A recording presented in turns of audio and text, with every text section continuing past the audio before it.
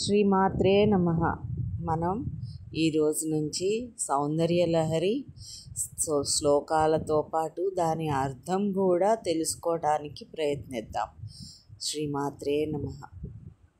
శివశక్త్యా యుక్తో యది భవతి శక్తః ప్రభవితుం న చేదేవం దేవో న ఖలు కుశలః స్పందితుమపి అతస్త్వామారాధ్యాం హరిహర విరించాదిభిరపి ప్రణుంతుం స్తోతుం వా కథమకృత పుణ్య ప్రభవతి.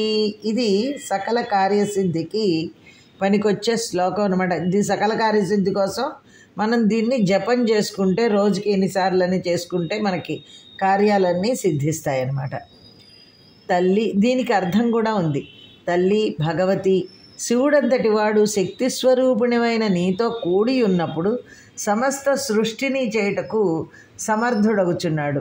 ఆ విధముగా నీతో కూడి ఉండనిచో అతడి అంతటి శివుడైనను చలించుటకు కూడా శక్తుడు కాడు. హరిహర బ్రహ్మాదుల చేత కూడా ఆరాధింపబడు నిన్ను గూర్చి నమస్కరించుటకు కానీ స్తుతించుటకు కానీ పుణ్యము చేయనివాడు ఏ విధముగా సమర్థుడు కాదని భావము. సౌందర్యలహరిలోని ప్రథమ శ్లోకాన్ని శివశబ్దంతో ప్రారంభించారు ఆదిశంకర్లు. శివుడు శక్తి వీరిద్దరికీ భేదం లేదు. శివశక్తుల కలయికయే శ్రీచక్రం.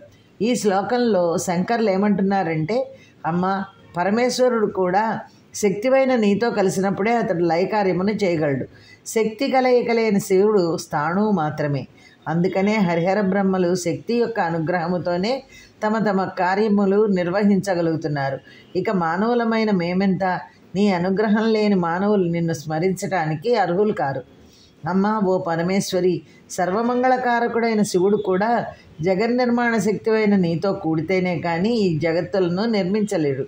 నీతో కలవకపోయినట్లయితే అతడు కదలటానికి కూడా శక్తి లేనివాడవుతాడు. కాబట్టి త్రిమూర్తుల చేత కూడా పూజింపబడే నీకు నమస్కరించాలన్నా, నిన్ను పూజించాలన్నా, నిన్ను స్తుతించాలన్నా, కనీసం నీ పేరు తలచాలన్నప్పటికీ కూడా గత జన్మలలో పుణ్యం చెయ్యనివాడు సమర్థుడు కాదు.